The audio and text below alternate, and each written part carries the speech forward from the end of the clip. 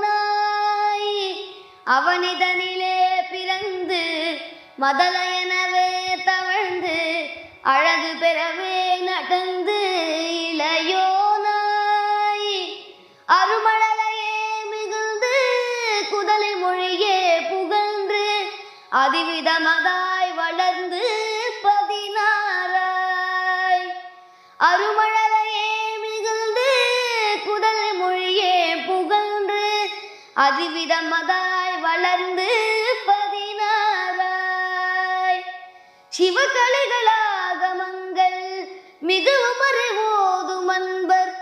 திருவடிகளே நினைந்து துதியாமல் சிவகலைகளாகமங்கள் மிகவும் அறிவோதும் அன்பர் திருவடிகளே